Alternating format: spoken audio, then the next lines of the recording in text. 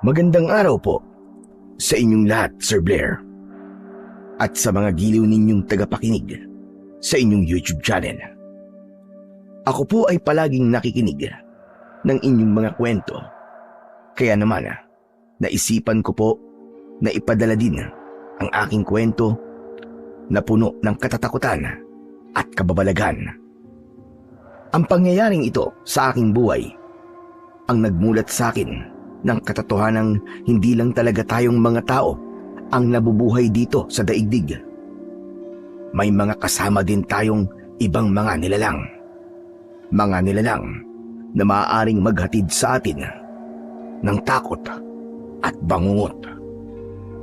Ang karanasan kong ibabahagi sa inyo ay tungkol sa kapitbahay ko. Mag-asawa sila at meron silang anak na lalaki. Siguro ay mga 10 taong gulang. Madalas mag-away ang mag-asawa na yon. Nagsisigawan sila kahit gabi. Wala silang pakialam sa mga kapitbahay nila. Yung babae ay bungera, samantalang yung lalaki naman ay lasinggero. Isang gabi, habang nagtatalo ang mag-asawa, tumakbo sa akin ang anak nila. Takot na takot at iyak ng iyak. Ang pangalan niya ay Rex. Mula ng gabing yon, nang makita ni Rex na handa akong damayan siya sa kalungkutan kapag nag-aaway ang mag-asawa, palaging ako na ang kanyang tinatakbuhan. Naging magkaibigan kami, pero yung pagkakaibigan pala na yon ang magpaparanas sa akin ng isang nakakatakot na karanasang hinding-hindi ko makakalimutan. Siya nga pala.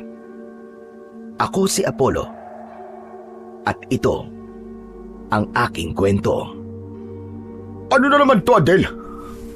10:00 na eh. Wala pa rin pagkain. Walang ulam. Pati sinaing wala. Ganito na lang ba palagi, ha? Ano bang ginawa mo buong araw? Wala. Paano ako makakapagluto ng pagkain? Wala ka namang ibinibigay na pambili. Ano ako, magician? Mabuti pa nga ang alak mo. Parating may budget ka kaysa sa gastusin dito sa bahay. Ano sabi mo? Di ba't kakabigay ko lang sa'yo ng isang araw? Naubos mo na kagad? Abay, natural. 500 lang naman ang binigay mo sa akin, ah. Kakasya ba yun sa 3 araw? Nag-iisip ka ba? Ang dami mo sinasabi. Manahimik ka na nga. O sige. Kung ayaw mo ako magbunga nga, umupo ka dyan sa sopa at mag-usap tayo na maayos. Mag-usap na maayos? Bakit may maayos ba dito? Wala namang maayos sa pamamahay na to eh. Anong walang sinasabi mo? Naglinis naman ako, ah. Hindi mo nakikita? Napalitan ko pa nga mga kurtina. Kurtina. Leche ka. Maghapon kang nagkabit ng kurtina? Huwag mo nga akong sigawan. Hindi mo ako katulong dito. Hindi nga. Pero asawa kita. Hindi ka na nga nagtatrabaho ni hindi mo man lang magawang magluto dito. Ang kapal ng mukha mo sabihin sa akin yan. Kung hindi lang tayo naging mag-asawa, may career sana ako ngayon. May maayos sa trabaho. At hindi sana ako umaasa sa yung hayop ka. Ito ang gusto mo, di ba? Maging full-time mama ko. Tapos ngayon nagre-reklamo ka na hindi ako nagtatrabaho. Nagre-reklamo ako kasi hindi ka naman naging housewife. Naging full-time tambay ka. Yun ang totoo, Adela. At nakakadismaya lang dahil wala kang silbing asawa. Wala kang alam kundi magpaganda. Magkolorete dyan sa pagbumukha mong mukha ng sinubsob sa harina sa kapal ng makeup mo. Ano sabi mo? Ang sama ng tabas ng dila mo, ah. Hindi ba totoo? Wala kang alam kundi mag-selfie, mag-online shopping ng kung ano-ano at gumasto sa salon. Yun ang trabaho mo eh. Grabe ka. Hindi mo alam ang lahat ng ginagawa ko. Hindi madaling maging housewife. Ano ginagawa mo? Sige nga. Sabihin mo nga sa akin kung ano ang ginagawa mo maghapon. Aba, di naglilinis ako. Ako nag-aayos ng mga gamit mo. Ako naglalaba. Talaga lang, ha? Talaga. At saka tong sinasabi mong puro paganda, Bakit masama ba? Gusto ko lang naman na palaging maging presentable kahit nasa bahay lang ako. Presentable. Pwe, makakain ba yun? Mabubusog ba niya ng tiyan ko? Eh bakit naman kasi buwi ka dito nang hindi ko makain? Ilang oras ka sa walwalan kasama ang mga barkada mo na hindi mo naisip na kumain. Palibhasa, inuuna mo ang pag-iinom ng alak kesa sa pagkain. Manahimik ka, Adela. Ang sabihin mo, tamad ka lang talaga. Huwag mong ilihis ang usapan sa pagiging lasinggero ko. At bakit hindi? Ang lagay ba? Ikaw pwedeng mamuna tapos ako hindi. Eh ikaw nga tong puro barkada eh. Huwag mo akong pakialaman sa pakikipagbarkada ko. Tatamaan ka sa akin. Namumuro ka na. Bakit? Anong gagawin mo? Sasaktan mo ko? Oo, sasaktan talaga kita pag hindi mo itinikom yung bunganga mo. Subukan mo! Subukan mo! Iiwan kita sa oras sasaktan mo ko.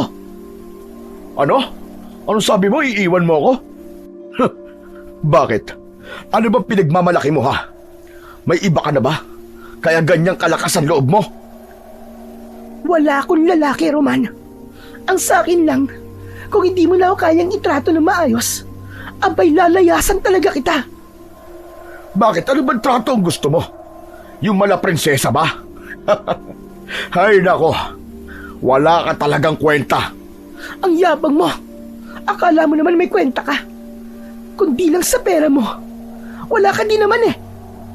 Ano sabi mo? O bakit? Totoo naman ah. 12:00 ng madaling araw nang maalimpungatan ako sa ingay ng nag-aaway kong kapitbahay na sinasabayan pa ng malalakas na alulong ng mga aso. Ilang gabi na rin akong hindi nakakatulog dahil sa halos gabi-gabi silang nag-aaway.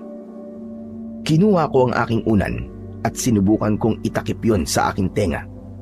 Ilang sandali ang lumipas ay biglang nanahimik ang paligid. Napabuga ko ng hangin dahil sa wakas ay maaari ko nang ituloy ang nabiting pagtulog. Ngunit bigla kong napabangon nang may marinig na parabang nagpapala ng lupa. Marahan akong lumipat sa bintana at bahagya ko itong ibinukas. Mula sa aking kinaroroonan ay tanaw na tanaw ko ang likurang bahagi ng bahay nila. Nakita kong naghuhukay si Roman. Maya-maya pa ay pumasok siya sa bahay at paglabas niya ay nakita kong pasan-pasan niya ang kanyang asawang si Adela na walang malay. Napatakip ako ng bibig nang dahil sa pagkabigla. Takot akong madamay sa ganong klase ng gulo pero hindi ko magawang umiwas ng tingin. Ilang sandali pa, nakita kong may hinugot mula sa kanyang bewang ang lalaki. Nanlaki ang mga mata ko nang makita kong kutsilyo yon at sa isang iglap lang, ilang beses na ibinaon ng lalaking ito sa katawan ng kanyang asawa ang kutsilyo. Kitang-kita ko kung paanong nangisay ang biktima, maging ang paghihiwalay ng kaluluwa nito sa katawang lupa niya. Pinanood ko ang ginawang paglapastangan sa katawan ni Adela. Nang matapos ang lalaki, isinako niya ito at ibinaon sa hukay ang bangkay ng kanyang asawa. Muntik pa ako mapasigaw nang makita kong biglang lumingon si Roman sa aking kinaroroonan. Mabangis ang mga mata niyang nakatingin. Alisto kong isinara ang bintana at paatras na bumalik sa aking kama. Ramdam na ramdam ko ang kakaibang tensyong naghahari sa aking kaloob-looban. Nakaramdam na ako ng takot para sa aking kaligtasan. Ilang sandali pang lumipas, biglang may kumatok sa pinto. Nagdadalawang isip na ako sa pagkakataong yon kung lalabas ba ako para buksan yon o hindi. Pero lalong lumakas ang katok. Dahan-dahan akong bumangon tapos ay kumuha ko ng gamit sa kusina para gawing sandata kung sakali mang may gawing masama sa akin ang sinumang nasa labas. Apollo! Apollo, ako to, si Roman! Hindi ako sumagot. Hindi ko kasi alam kung nakita niya ba talaga akong nakasilip. Natakot ako na baka pati ako ay kanyang patayin. Apollo, parang awa mo na! Apollo, may tatanong lang ako! Ilang sandali ang lumipas, naglakad ako. Sadyang ipinarinig ko sa kanya ang aking mga yabag. Huminto ako sa tapat ng pintuan.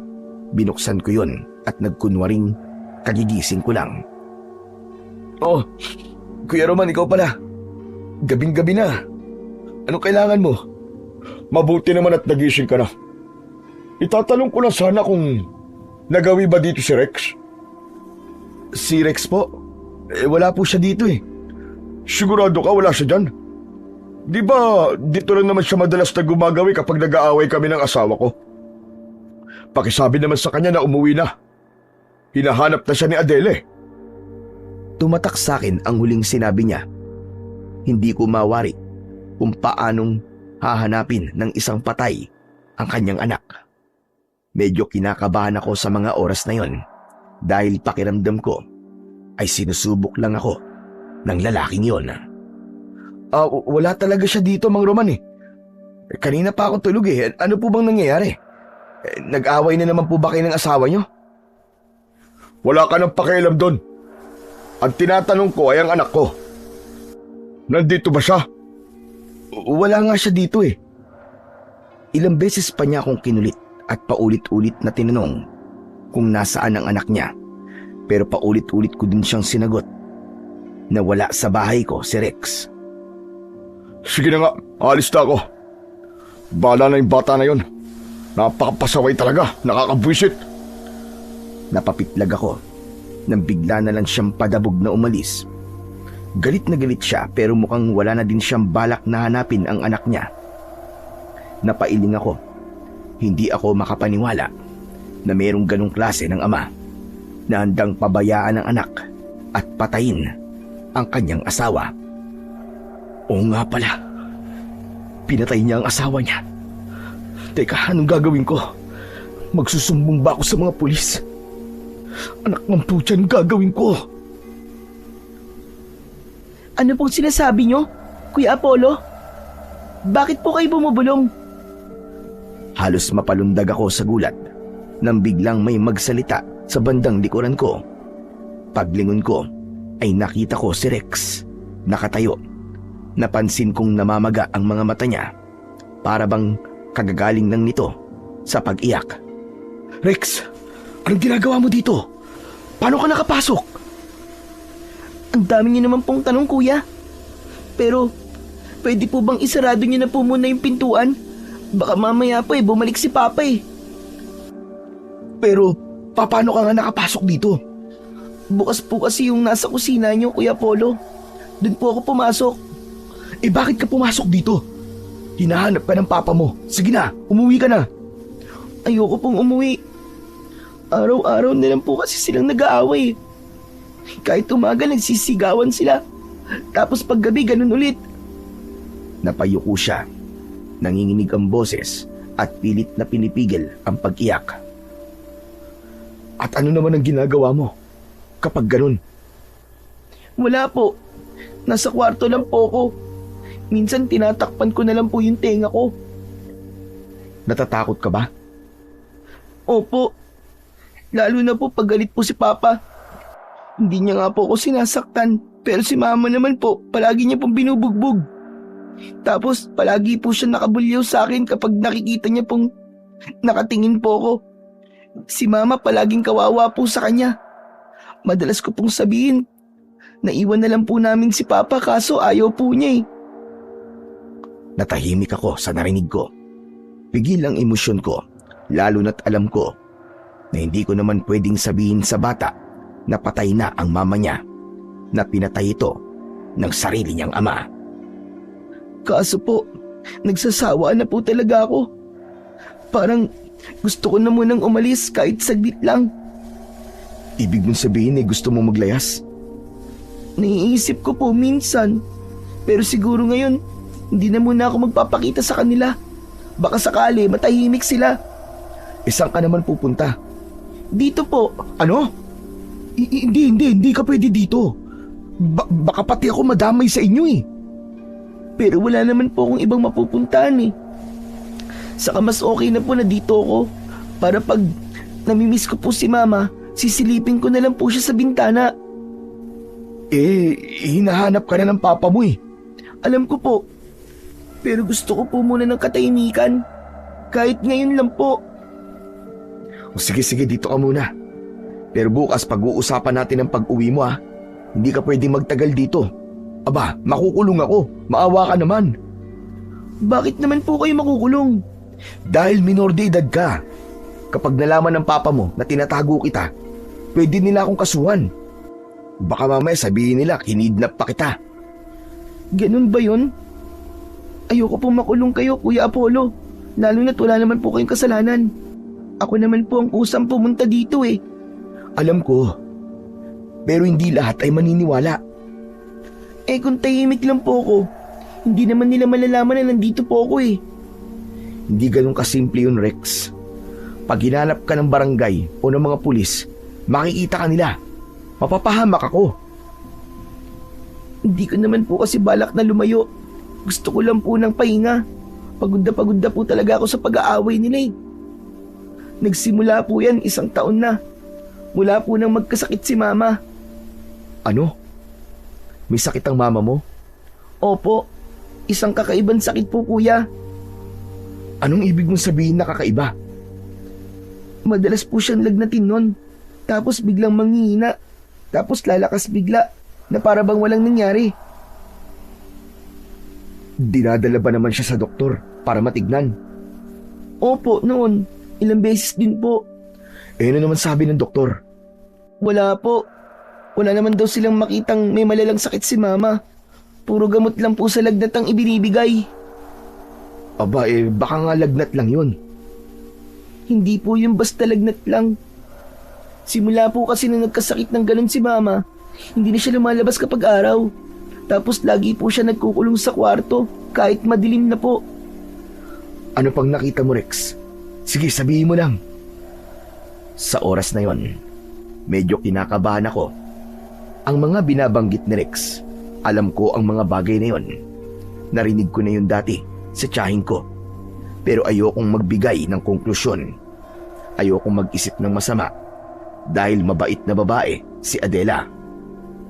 Minsan po nakita ko po siya sa kusina namin. Gabi po nun eh. Akala ko po umiinom lang siya ng tubig. Tapos? Hindi po tubig yung iniinom niya eh. Dugo po yung laman ng baso. Dugo? Sigurado ka bang dugo yun? Baka naman juice lang yun o kaya gamot. Sigurado po kung dugo yun, Kuya, kasi malapot po. Tapos nangangamoy malansa po sa kusina. Anong ginawa mo? Tumakbo na lang po ako sa kwarto. Nagtago po ako sa ilalim ng kumot. Ano pang mga napansin mo sa kanya? Kumakain din po siya ng hilaw na karne.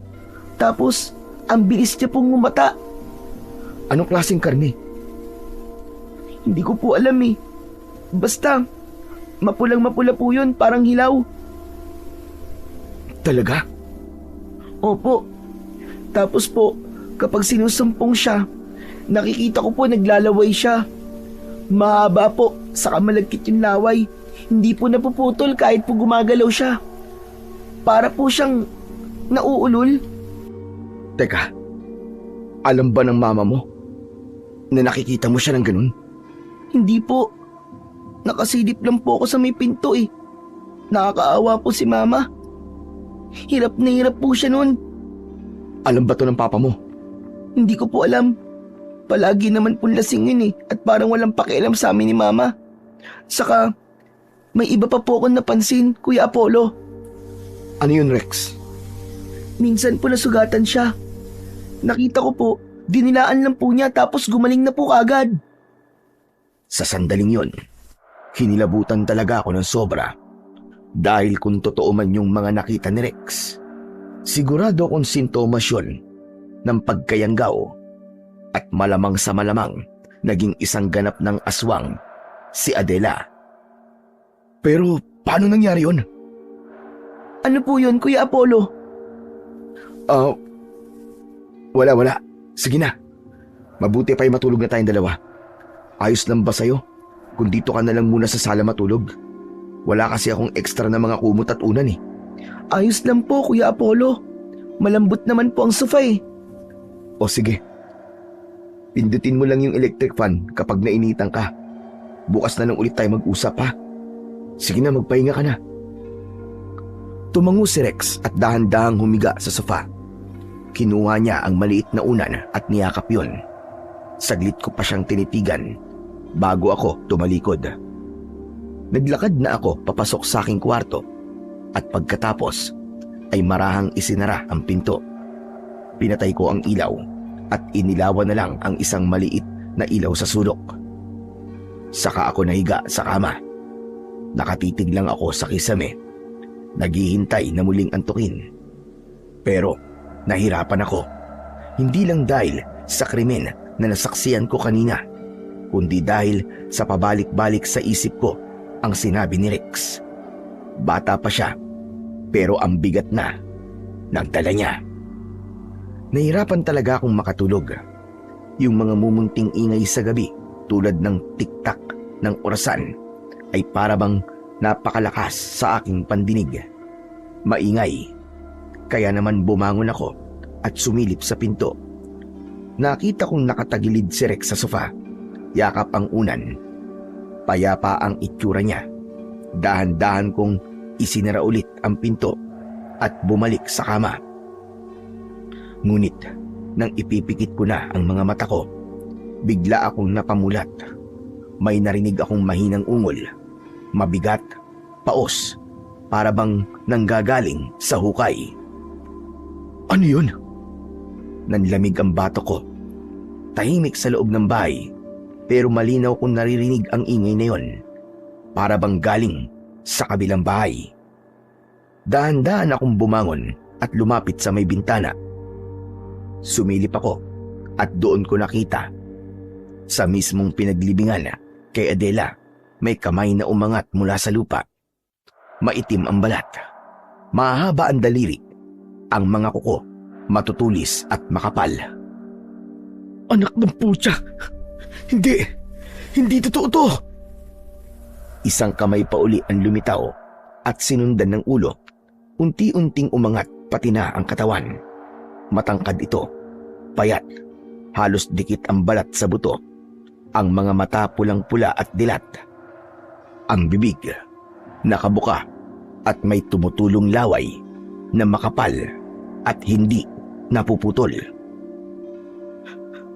Anak ng putya! Ang marinig! Totoo nga mga sinasabi ni Rex. Aswang ang mama niya! Umungol ulit ang nilalang. Mabagal ang galaw nito habang lumalabas sa hukay. Tapos ay umalingasaw ang amoy lupa at bulok na amoy sa hangin. Amoy ko ito kahit nasa loob pa ako ng kwarto. Napaatras ako nang bigla nitong itinaas ang ulo at tumingin sa direksyon ko. Bigla kong naisara ang bintana. Ngunit hindi naging sapat yun dahil pakiramdam ko ay tumatagos ang mga mata ng nilalang. Para bang nagmamatsyag. Maya-maya pa ay biglang may kumatok sa bintana. Isang beses lang yon. Dali-dali ako napaatras. Naroon pa rin ang ungol. Alam kong siya ang kumatok. Diyos ko, tulungan niyo ako. Sa gitna ng panginginig ng mga kamay ko, bigla kong naalala ang pamana sa akin ng tiyahin ko. Isang lumang medalyon na sabi niya ay maaari kong gamiting pantaboy ng mga masasamang espiritu. Ang tiyahin ko ay isang albularya, pero hindi lang siya nanggagamot dahil mas pinili niyang maging isang ordinaryong tao sa baryo. Mabilis kong binuksan ang aparador niya at kinuha ang kahon ng mga lumang gamit. Kinuha ko ang medalyon at isinuot ito agad-agad. Ilang sandali ay biglang humupa ang kakaibang pakiramdam. Nawala rin ang ungol hanggang sa tumahimik na ang paligid. Kuya Apollo? Napapitlag ako Nang marinig ang boses ni Rex, bigla akong napalingon sa may pinto. Okay ka lang ba, kuya? Oo. Bakit may kailangan ka ba? Pwede bang dito na lang po ako matulog? Pagising-gising po kasi ako eh. O sige, halika. Maiga ka dito sa tabi ko. Tumayo ako at muling tinungo ang bintana. Sumilip ako, ngunit wala na akong nakita ni anino ng nilalang. Salamat sa Diyos. Salamat. Bumalik ako sa higaan. Sa wakas, unti-unti ring bumigat ang talukap ng mga mata ko. Hindi ko na namalayan kung anong oras na akong nakatulog. Samantala, nagising ako kinabukasan dahil sa ingay sa labas ng bahay. Ano ba yun? Rex? Rex? Nang lingunin ko, wala na siya sa tabi ko. Bukas na rin ang pinto. Mabilis akong lumabas. Nakita ko si Rex sa harap ng bahay. Tuwang-tuwa siyang nakatingin sa bahay nila. Tapos ay biglang napalingon sa akin. Kuya Apollo, good morning po. Aba, parang masaya tayo ngayon ah. Masayang-masaya po talaga, kuya. Bakit naman? Kasi kuya, bati na po ulit si mama at papa. Ano? Bati na sila? Teka, nasa na mama mo? Ayun po. Nakangiti si Rex at itinuro ang kalsada. Ayun po si papa oh. Tignan mo kuya. Ang sweet nila, di ba? Pasan pa po niya si mama. Napalingon ako sa gitna ng kalsada. Nakita ko si Roman. Mag-isa siyang naglalakad. Paika-ika. Nakayuko lang ang ulo niya. Wala akong nakitang ibang tao. Walang mama ni Rex. Rex, wala naman ang mama mo ah. Andun po. Nasa likod po ni papa. Mas lalo akong kinilabutan. Nagkatinginan kami ni Roman. Para nga siyang may pasan. Kita sa galaw niya yung bigat. Nanginginig ang tuhod niya. Para bang hirap na hirap. Babay, papa! Tumigil si Roman. Dahan-dahan siyang lumingon. Lubog ang mga mata niya. Maputla ang mukha niya. Ngumiti siya ng bagya at kumaway kay Rex. Pagkatapos, muli siyang humakbang papalayo. Ayan na. Magpapaiwan na si mama. Papasok na kasi si papa sa loob. Rex, sigurado ka ba sa mga sinasabi mo? Hindi ako sinagot ng bata. Bagkos ay nilingon niya ako. Sabay kumaway. Sige kuya, uwi na ako. Salamat sa pagpapatuloy kagabi ah. Ha? Saan ka ba pupunta? Uwi na po ako. Tinatawag na po ako ni mama eh. Umuwi na siya. Pero nanatili akong nakatayo sa may pinto. Nakatanaw sa bahay nila. Mabigat ang pakiramdam ko. Teka, nakakalito ah. Sumakit ulo ko ron ah. Ano ba nangyayari? Ilang sandali akong nanatili roon. Pilit kong pinakalma ang aking sarili. Pero ayaw tumigil ng isip ko. May mali. Kaya matapos ang ilang minuto, napagdesisyonan kong sundan siya. Naglakad ako papunta sa kanila. Pagdating ko sa bakuran nila, huminto ako. May naririnig akong boses. Boses ni Rex. Parang may kausap siya sa loob ng bahay. Heto na po mama. Nakahanda na po ang pagkain natin. Kain na po tayo. Nanlamig ako. Nakatingin ako sa bahay nila. Lahat ng bintana ay nakasara, pati ang pinto. Gusto ko sanang sumilip, pero wala akong makitang masisilipan. Dahan-dahan akong umikot sa paligid ng bahay. Ma, ang saya-saya ko po ngayon. Kasi hindi na po kayo nag-away ni Papa. Sana po palaging ganito. Mas lalo akong kinabahan, pero naglakad pa rin ako hanggang sa bandang likod kung saan naroon ang hukay na ginawa ni Roman kagabi. Wala itong laman. Hindi. Hindi to tama. Hindi ako agad-agad nakagalaw habang tinitignan ang hukay. Hanggang sa may narinig akong langit-ngit mula sa kusina. Bumukas ang pinto. Napalingon kagad ako. Nakatayo doon si Rex. Kuya Apollo, ikaw pala. Rex, Inutusan po ako ni Mama. Tignan ko raw po kung sino po yung nasa bakuran. Akala po niya may ibang tao. Ikaw lang pala, kuya. May kailangan ka ba, kuya? wala naman. Sisilipin ko lang sana ikaw kung okay ka na. Nasaan ang mama mo? Nasa loob po. Nagpapahinga po. Pwede ko ba siyang makausap? Wag na po, kuya. Pagod po kasi si Mama eh. Tumingin ako sa loob ng kusina. Pero madilim. Pero may narinig akong kausap ka eh. Opo, si Mama. Pero sabi niya matutulog na po siya. Wag na po natin siyang istorbohin. Pero di ba kakain pa kayo? Ikaw, kuya, nakikinig ka sa usapan ng ibang tao ah. Naku, pasensya ka na, Rex. Narinig ko lang kasi kanina eh. Okay lang po. Gusto niyo po bang pumasok? Hindi ako makasagot kagad. Ang daming tanong sa isip ko. Pero lahat yon ayaw lumabas sa bibig ko. Wag na, Rex. Di ba sabi mo magpapahinga ng mama mo? Aalis na lang ako. Sinilip lang naman talaga kita. Sige po, kuya. Okay po. Ngumiti siya at dahan-dahang isinara ang pinto. Naiwan ako nakatayo sa bakuran ng ilang sandali bago ako tuluyang umuwi. Samantala, pagdating ng gabi, nang nakahiga na ako, ayaw akong dalawin ng antok. Maya-maya pa, may narinig akong sigaw. Boses ni Roman. Bigla akong napaupo at pinakinggan ang lalaki. Nag-alala kasi ako kay Rex at baka siya na ang pinagbubuntanan ng galit ng lalaki.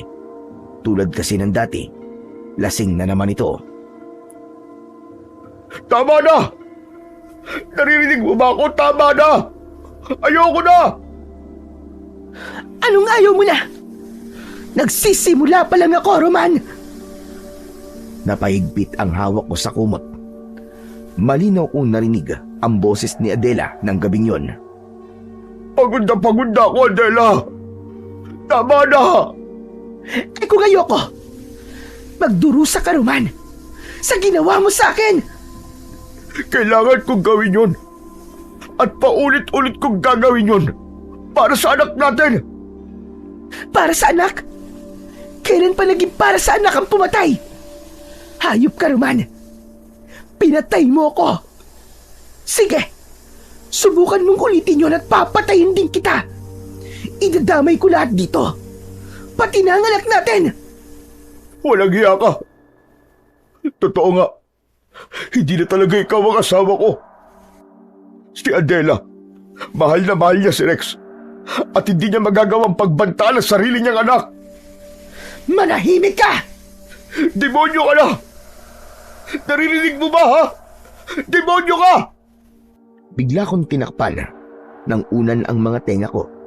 Tapos ay napapisil ng ulo habang napapabulong sa sarili. Tumigil na kayo. Tumigil na kayo. Pero mas lalo pang lumakas ang sigawan. Ikaw ang nagdadala ng lahat ng kamalasan dito, Adela. Ikaw ang sumpa sa buhay ko. Pinatay mo ako. Ikaw ang nagtulak sa akin na gawin ito. Ginawa ko yun dahil yun ang tama. Hindi ka na sana bumalik. Sana nanatili ka na lang sa ilalim ng lupa. Maya-maya pa, sa kalagitnaan ng bangayan nila, may narinig akong isang malakas na kalabog. Parang may inihagis na mabigat na bagay. Sumunod nito ang isang sigaw na hindi ko maintindihan kung galit o nasaktan. Mas lalo kong tinakpan ang mga tenga ko. Nanginginig na ang buong katawan ko sa takot. Diyos ko, tama na. Lumayas ka sa bahay ko! Lumayas ka, demonyo ka! Hindi ako aalis! Dito lang ako! At mananatili akong bangungot mo! Habang buhay! Walang hiya ka, Adela! Walang hiya ka! May narinig akong malakas na iyak. Boses ng bata. Mama! Papa, tama na po! Rex! Bigla akong napalakad, papalapit sa may bintana at sumilip doon. Nag-alala kasi ako para kay Rex, ngunit wala akong makita. Sarado ang mga bintana nila at di maaninag kung ano ang nangyayari sa loob. Manahimik ka! Bumalik ka doon sa loob! Ayoko po! Please po, Papa! Huwag niyo na pong awayin si Mama! Hayaan mo na ang bata dito para makita niya kung gaano ka kasama! Tumahimik ka! Hindi ako demonyo dito kundi ikaw! At ikaw, Rex! Sige na! Pumasok ka na doon sa loob! Pumasok ka! Napaupo ako sa saig. Nangingilid ang luha ko. Hindi ko na alam kung ano ang nangyayari at hindi ko alam kung ano ang gagawin. Nagpatuloy ang malalakas nilang sigawan. Maya-maya pa ay naisip kong kunin ang aking telepono at sinubukan tumawag sa istasyon ng pulis. Ngunit pagkatapos kong gawin yon, biglang tumahimik. Ilang sandali matapos ang tawag, may narinig akong tunog ng sasakyan. Dumating ang mga pulis. Sumilip ako. Naroon na sila sa harap ng bahay ni Roman. Kumatok sila sa pinto. Ilang segundo ang lumipas bago ito bumukas. Lumitaw si Roman. Ano po yun? May problema po ba? Narinig kong ipiniliwanag ng pulis ang reklamo. Umiling si Roman. Wala naman po kaming problema. Tahimik po dito. Sino ba yung nagsumbong na yan? Natahimik ang mga pulis. Tulog nang mag-ina ko, kanina pa. Isa sa mga pulis ang nagtanong kung pwede nilang makita. Sumagot si Roman sa pulis nang hindi nagtataas ng boses. Naku sir, wag na po sana. Mangyaring may sakit po ang asawa ko. Kapag nagising po, baka lalala na naman. Nagkatinginan ang mga pulis. Tila iniisip ang gagawin. Siguro sir walang magawa ang kapitbahay ko na yan na nagsumbong sa inyo. Tahimik ang pamilya ko, kaya imposible na may nag-aaway po dito.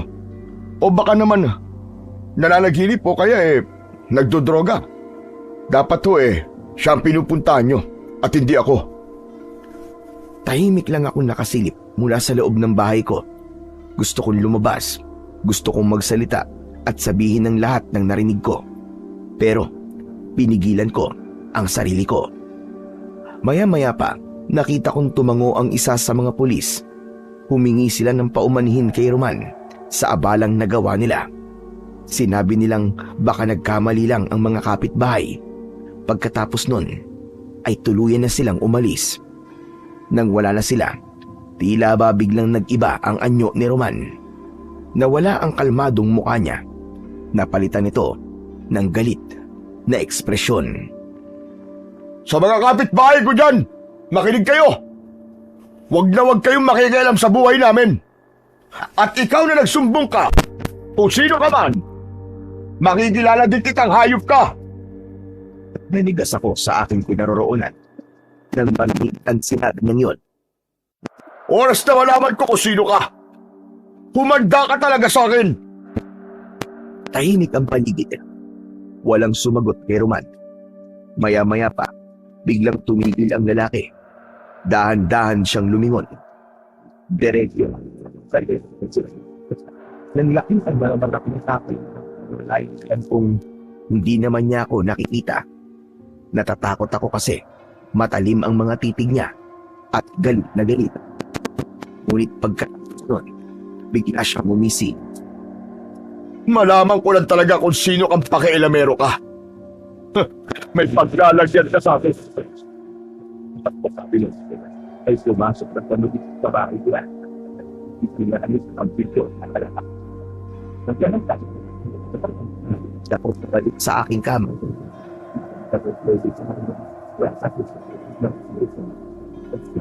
Ako, kita ko. Natakot ako sa mga narinig ko. Dahan-dahan akong nahiga at nag-uwi.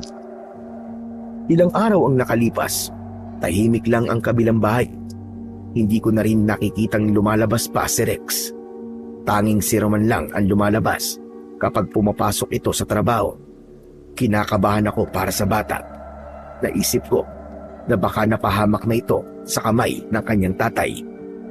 Ngunit imbis na alamin ang kalagayan niya, nanatili lang akong tahimik at hindi dahil sa takot ko kay Roman.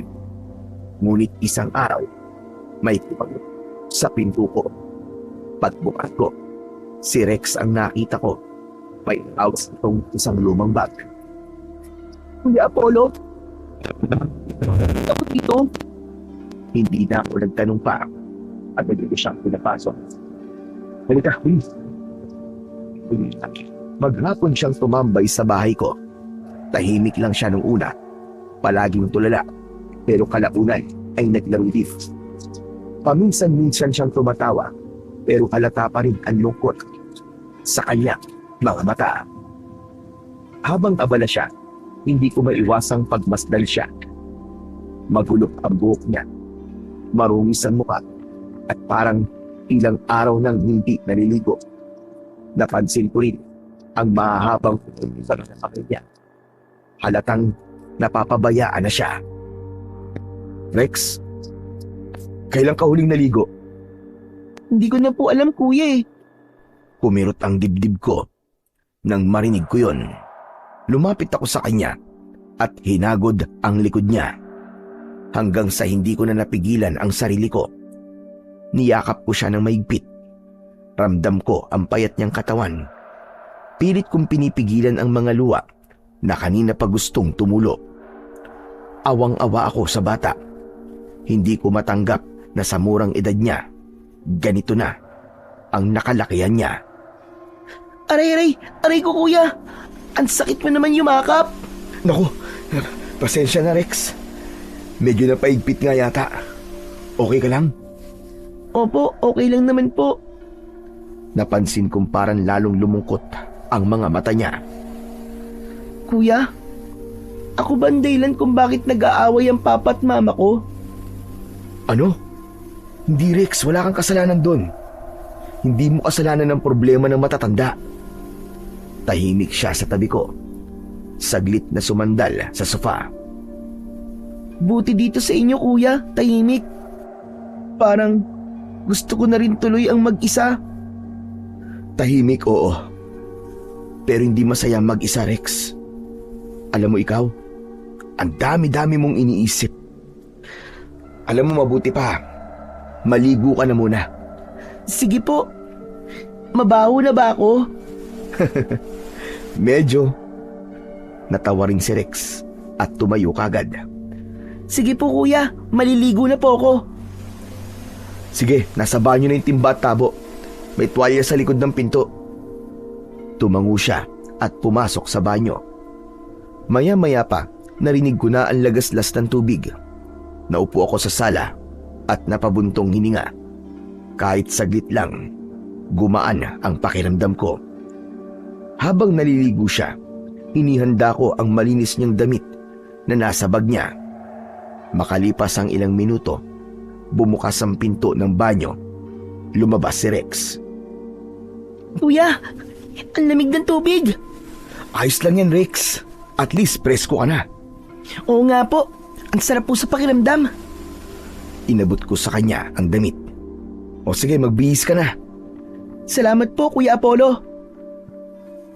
Nagbihis siya at umupo ulit sa sopa. Sinuklay ko ang buhok niya gamit ang kamay ko. Hindi siya umiwas. Tahimik lang siya. Rex, kumain ka na ba? Hindi pa po. O sige, may lugaw pa ako dito. Wow, lugaw! Paborito ko po yan.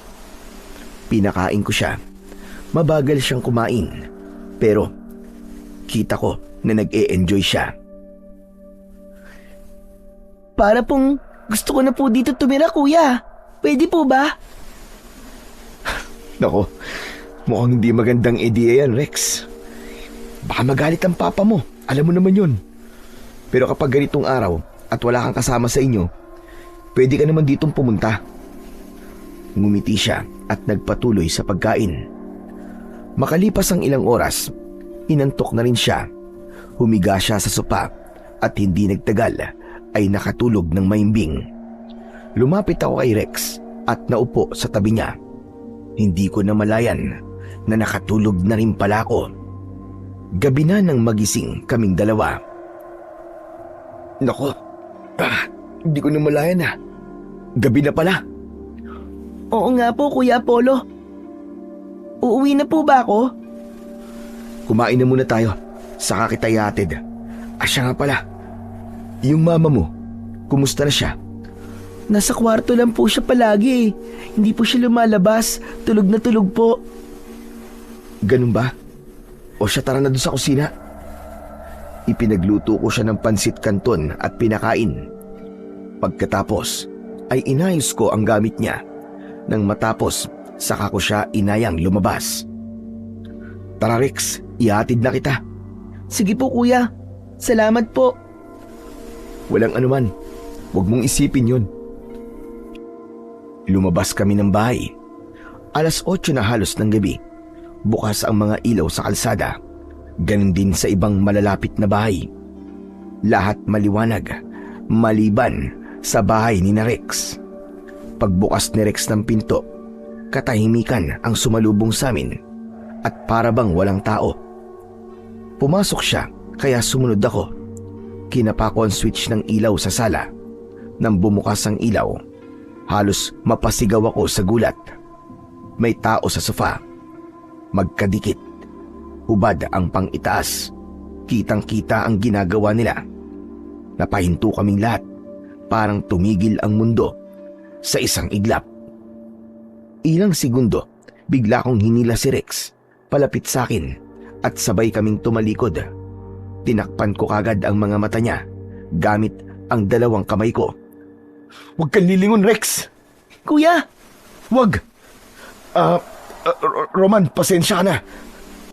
Hindi namin alam na may tao pala. Ihahatid ko lang talaga sana si Rex. Mabilis na gumalaw ang lalaki. Lumingon ako at nakita kong nagmamadaling nag-ayos. Ang babaeng kasama niya ay nagtago naman sa likod ng sopa.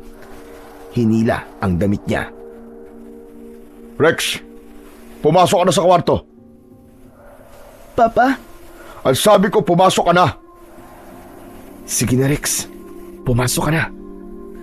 Naglakad siya papunta sa kwarto. Marahas na isinara ang pinto. Ako naman nakatayo lang. Medyo na blanco ako ng konti. Ikaw, ano pang ginagawa mo dito? Ha? Wala na. Hinatid ko lang talaga yung anak mo eh. Sige, alis na ako. Tumalikod na ako para sana lumabas nang marinig ko ulit ang boses niya. Apollo! Napahinto ako pero hindi na ako lumingon. Wala kang nakita. Naiintindihan mo? Ayokong pagchismisan ako ng mga kabarangay natin. Kaya manahimik ka. Kung ayaw mo na magkaroon tayo ng problema. Oo, Roman. Wala akong nakita. Mabuti kung ganun. Pagkatapos nun, ay lumabas na ako ng bahay nila at tumakbo pa uwi. Pagdating ko sa bahay, isinara ko kagad ang pinto at napasandal ako sa pader. Napapikit ako at nag-isip ng malalim. Diyos ko, kawawa naman si Rex. Naglakad na ako papunta sa kwarto, sabay higa sa kama. Mabilis akong nagtalokbong ng kumot at nagdasal ng paulit-ulit. Panginoon, ilayo niyo po ako sa masama. Protektahan niyo rin po si Rex. Ilang sandali lang ay pumikit ako, pero ayaw akong dalawin ng antok. Lumipas ang 3 oras, gising pa rin ako. Tahimik ang paligid pero ang utak ko maingay. Paulit-ulit na bumabalik sa isip ko ang mga nakita ko sa bahay nila. Hanggang sa may narinig akong mahina, ngunit malinaw na kaluskos. Dahan-dahan akong bumangon at sumilip sa bintana nakita ko si Rex. Palingon-lingon siya habang naglalakad papunta sa may likod ng bahay nila. Doon sa hukay na ginawa ng ama niya. May dala itong plato at isang basong may tubig. Umupo siya sa tabi ng hukay at maingat na inilapag ang dala. Tumingala siya sa langit. Kita ko ang pag-angat baba ng balikat niya na parabang umiiyak siya. Ilang sandali pa, matapos niyang mailapag ang dala niya, bumalik na siya sa loob ng bahay nila. Tinignan ko ang orasan, malapit nang mag-alas 12 ng madaling araw. Muli akong sumilip. At sa muli kong pagtingin sa bakuran nila, biglang may lumitaw na naman sa hukay. Isang maitim na kamay. Muli ko na namang nakita na bumabangon ang bangkay mula sa lupa. Yun ay walang iba kundi si Adela. Hindi. Hindi maaari ito. Ayan na naman siya. Sa sandaling yon, umalingasaw ulit yung masangsang na amoy. Parang nabubulok na laman. Sumikdo ang sikmura ko. Halos masuka ako. Pasuray-suray siyang tumayo. Nakalugay ang buhok. Maitim ang kanyang balat at nakadilat ang mga mata na parang walang buhay. Yung anyo niya naging mas nakakakilabot matapos ang ilang sandali. Naging isang nakakatakot na halimaw. Nakatingin siya sa maliwanag na buwan. At saka siya lumingon. Nanlaki ang mga mata ko nang makita kong sa direksyon ko siya nakatingin. Palapit siya sa akin. Diyos ko. Wag naman dito. Mabilis kong isinara ang bintana at sinigurado kong nakalak. Tumakbo ako pabalik sa kama at nagtalukbong ng kumot. Tinakpan ko ang tenga ko. Hindi totoo to. Panaginip lang to. Parang may narinig akong boses. Apollo! Apollo! Sobrang kilabot ang naramdaman ko nang marinig na binanggit niya ang pangalan ko. Nanlambot ang katawan ko at hindi ako makagalaw. Mula sa direksyon ng bintana ay may narinig akong mahinang katok. Hanggang sa naging paulit-ulit. Unti-unti, lumakas hanggang sa yung katok ay naging mga kalmot. Para bang nagpupumilit na makapasok. Tumigil ka! Maawa ka sa akin, Adela! May biglang bumagsak sa bubong. Napasinghap ako at pigil ang hininga. May naglalakad. Mabibigat ang kanyang mga hakbang. Sa labas, umaalulong ang mga aso. Sinubukan kong sumigaw, pero walang tunog na lumabas. Apollo! Tama na, Adela! Wala naman akong kasalanan sa'yo, ha? Wala akong ginagawang masama sa'yo! Unti-unti, may humila sa kumot ko. Dahan-dahan. Tapos, ay may malamig na dumampi sa paa ko. Please, tama na! Ipinikit ko ang aking mga mata ng mariin dahil sa labis na takot. Hindi pa rin siya tumitigil. Nararamdaman ko pa rin ang kanyang presensya, lalo na at parang may marahang humahaplos sa aking pisngi. Malamig, basa, mabaho, parang amoy lupa at dugo.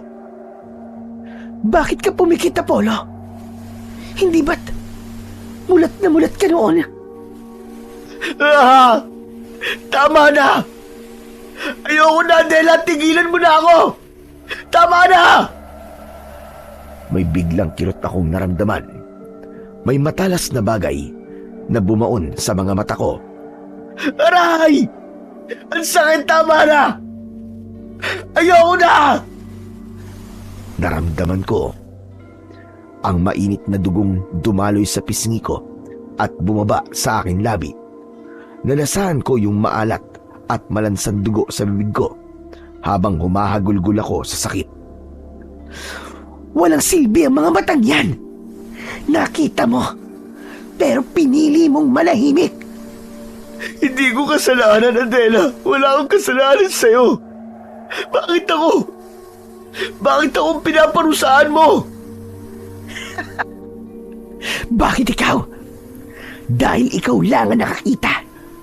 Ikaw ang nakarinig. Pwede kang magsalita, pero hindi mo ginawa. May biglang humawak sa buhok ko. Pinilit kong imulat ang aking mga mata, pero wala na akong makita. Hinila niya ako palapit sa kanya. Napakabaho niya, para bang amoy na nabubulok na laman. Alam mo ba kung gaano kasakit mamatay? Hindi ako pumatay sa iyo, Adela. Bakit ako ba ginaganito mo? Tigilan mo na ako, Adela. Hindi ko na kaya, ha? Hindi mo na kaya? Ako nga, kinaya ko mamatay ng paulit-ulit eh. Gusto ko, maranasan mo din yon. Bigla niya akong sinuntok ng malakas sa tagiliran. Napahiyaw ako at namalipit sa sakit. Lahat ng sakit na nararamdaman mo ngayon, kakonti lang yan kumpara sa dinanas ko. Pagkatapos nun, ay may matutulis na kuko na bumaon sa dibdib ko. Naramdaman kong dinukot niya ang puso ko. Masakit yun. Sobrang sakit. Naramdaman kong sumusuka na ako ng dugo. Tama na! Tama na, please! Sasabihin ko na, isusumbong ko na siya pag ako. Basta, huwag mo lang akong papatayin. Bigla siyang tumigil. Nagkaroon ng ilang minuto na katahimikan sa pagitan namin. Inilapit niya ang kanyang muka sa akin. Huli na, Apollo. Huli na. Mabilis niyang sinakal ang leeg ko. Hindi mo na mababago ang nangyari. Ang magagawa mo na lang ay ang magbayad. Adela! Adela, maawa ka! Maawa? Bakit?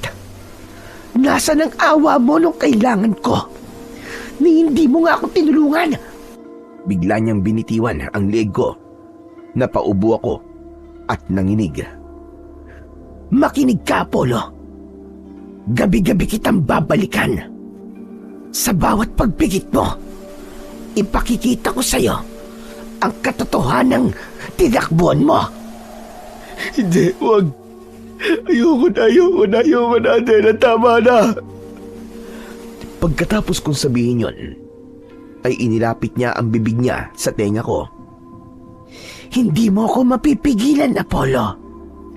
At sa susunod, mas masakit na. Bigla kong napamulat. Bumangon ako ng biglaan. Hingal na hingal. Basang-basa ako ng pawis at mabilis ang pagkabog ng aking dibdib.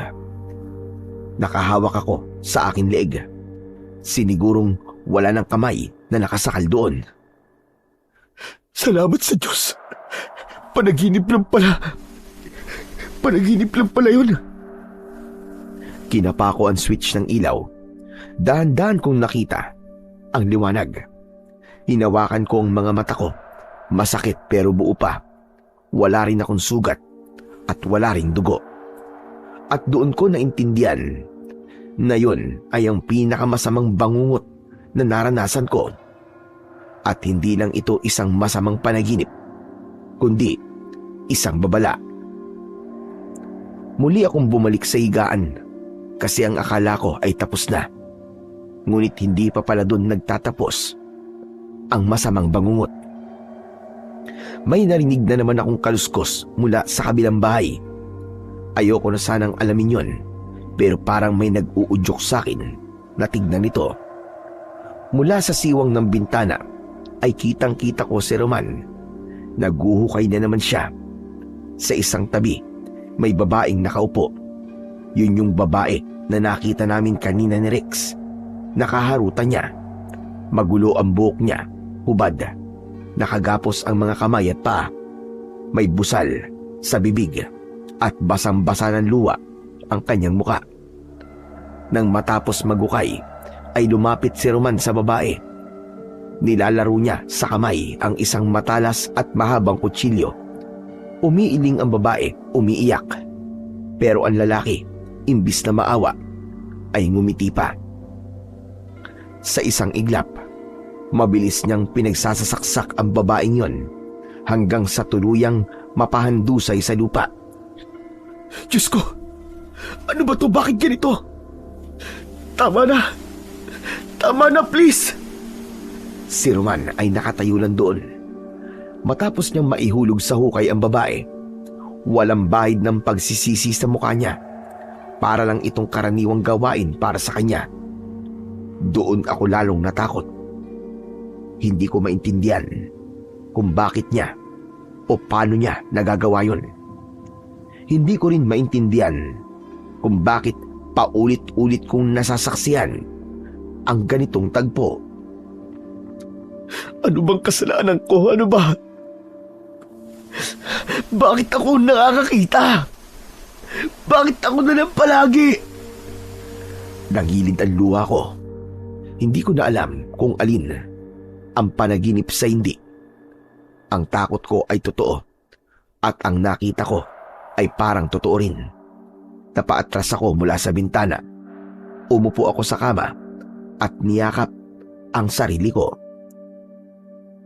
Diyos ko, Panginoon, tulungan niyo ako. Hindi ko na po alam ang gagawin ko. Tulungan niyo ako. Matapos yun, ay hindi ko na alam kung ano ang nangyari. Basta ang tanda ko, biglang nandilim ang paningin ko at pagmulat ng aking mga mata ay maliwanag na. Maingay na rin sa labas. 3 katok ulit ang gumising sa diwa ko. Napaantanda ko ng krus at paulit-ulit na nagpasalamat sa Panginoong Diyos dahil muli ay nalampasan ko yung panganib at takot ko sa masasamang panaginip na yon. Kung panaginip nga ba. Hanggang sa bumangon na ako at tinungo ang pintuan at binuksan ko yon. Magandang umaga po, Kuya Apollo. Hala, teka. Ano po nangyari sa mga mata nyo? Tapos, bakit po may dugo po kayo sa mukha?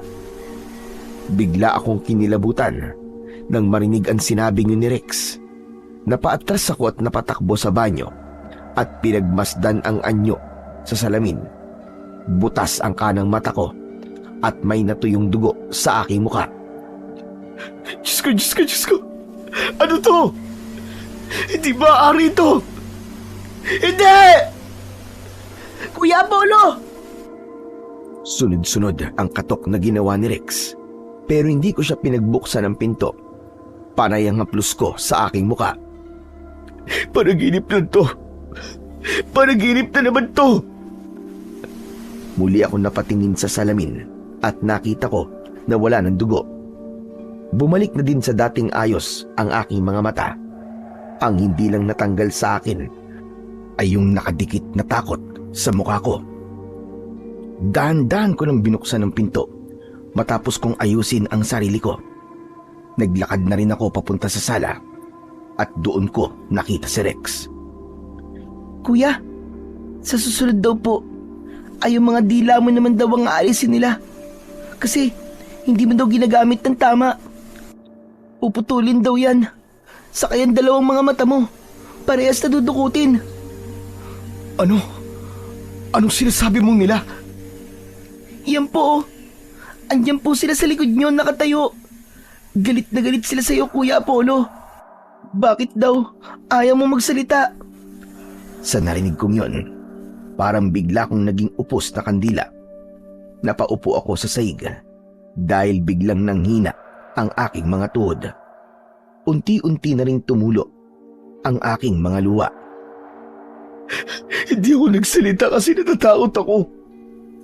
Papatayin ako ng papa mo kapag nagsalita ako. Bakit ka naman matatakot? Ang sabi naman ni Papa, hindi naman daw nakakatakot ang mamatay. Kasi sandaling hirap lang naman daw yun, Kuya. Sandaling hirap? Ano ba sinasabi mo? Alam mo bang kapag namatay na ang tao, ay hindi na siya mabubuhay ulit? Mali ka po, Kuya. Bakit po si Mama nakabalik?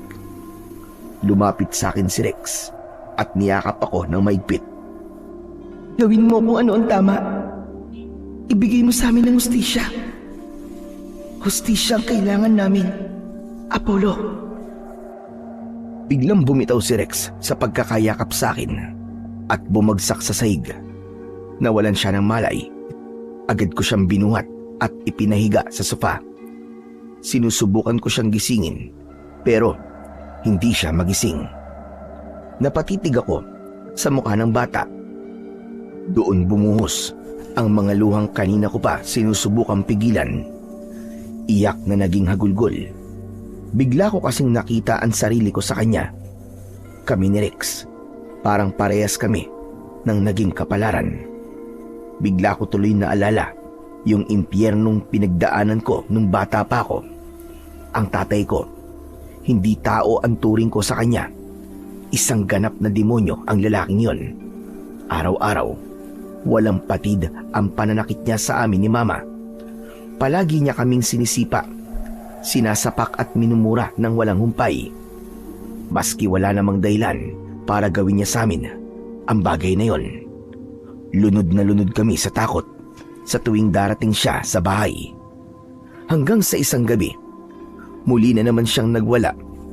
Nagbasag siya ng napakaraming mga gamit. Umiiyak lang ako sa isang sulok habang sila ni Mama nagsisigawan. Tapos nakita ko si Papa may hawak na kutsilyo. Namumula ang mga mata niya at matalim kung tumitig. Sinaksak niya si Mama ng paulit-ulit. Napasigaw ako ng malakas. Sabay lapit kay Mama. Pero ang hindi ko inasahan, pati pala ko, ay kanya ding sasaksakin. Sinaksak din niya ako. Akala ko mamamatay na ako. Pero nabuhay ako. Hindi ko alam kung bakit. Siguro dahil isa yung himala. Pero si Mama, hindi siya nakaligtas. Matapos ang karumal-dumal na pangyayaring yon, nakulong si Papa at ako. Inampun ako ng kapatid ni Mama. Wala siyang asawa at wala ding anak. Itinuring niya akong sariling anak. Binigyan niya ako ng pagkakataong makapag-aral at makatikim ng kaginhawaan sa buhay. Pero namatay din siya. Nagkaroon siya ng malalang sakit. Kaya ngayon, habang pinagmamasdan ko si Rex, parang bumabalik ang lahat. Pakiramdam ko, ako siya at siya ako. Ang sakit-sakit makita na ang isang bata na katulad niya at katulad ko noon ay kailangang dumaan sa ganitong klase ng impyerno. Maraan kong hinaplos ang buhok niya. Dito ka muna, Rex, ha? Huwag kang mag-alala. Ligtas ka dito. Nakasandal ako sa gilid ng sopa. Ilang sandali pa ay bigla akong inantok hanggang sa hindi ko na namalayan na nakatulog ako. Muli, isang panaginip ang nagpakita sa akin. Pauwi na ako mula sa aking trabaho nang may bigla akong marinig na nag-aaway mula sa di kalayuan. May nagmamakaawang babae. Humihingi siya ng tulong. Hinanap ko siya hanggang sa nakita ko sila sa likod ng kakahuyan.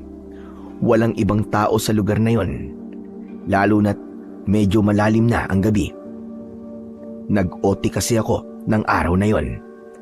Kitang-kita ko na may hawak na kutsilyo si Roman at walang awa niyang sinasaktan ang babae. Hindi ko siya kilala. Umiiyak ang babae. Nakaluhod sa lupa. Paulit-ulit na nakikiusap. Pero parang bingi si Roman. May hawak na kutsilyo. Galit na galit siya. Sa isang iglap ay pinagsasasaksak niya ang dalaga hanggang sa tuluyan na itong bumagsak sa lupa. Bigla akong napasigaw. Wag! Tumingin sa direksyon ko si Roman. Ikaw? Anong ginagawa mo dito? Nakita mo ba, ha? Nakita mo ba kung anong ginawa ko? Hindi ako makagalaw. Gusto kong tumakbo. Gusto kong humingi ng saklolo. Pero yung mga paa ko ay hindi makagalaw. Hindi ako makapagsalita dahil sa sobrang panginginig. Sa sandaling yun ay bumalik ang lahat ng trauma ko. Parang naging replay ng gabing pinatay ng tatay ko ang nanay ko. Para akong bumalik sa pagiging isang batang walang laban. Nilamon ako ng matinding takot na baka pati ako ay papatayin ni Roman. Dahan-dahang lumapit ang lalaki sa akin. Makinig ka sa akin, Apollo. Huwag kang magsasalita. Wala kang nakita. Nagkakaintindihan ba tayo? Oo. Oras na magsalita ka. Itutumba kita. At hindi lang yun. Lahat ng mga tao dito idadamay ko. Lahat sila papatayin ko. Pati si Rex. Idadamay ko lahat. Gagawin kong impyerno ang mga buhay ninyo. Bago ko kayo ilibing ng buhay. Kaya kahit ano nakita mo, itikob mo yung bibig mo. Nagkakaintindihan ba tayo? Wala akong nagawa ng mga sandaling yon, kundi ang tumango. Ang demonyong nasa harap ko ay hindi na iba sa demonyong pumatay sa nanay ko noon. Kuya Apollo! Kuya! Kuya Apollo, gising! Kanina pa po kayo sumisigaw habang tulog. Napabalikwas ako nang marinig ko ang boses ni Rex. Gising na pala siya. Napahawak ako sa maliit niyang kamay. Ang mukha niya ay punong-puno ng takot at pag-aalala. Bigla ko tuloy siyang nayakap ng sobrang higpit. Rex!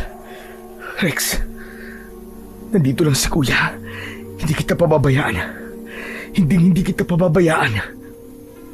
Kuya, teka, nasasaktan po ako. Bakit po ba kayo umiiyak?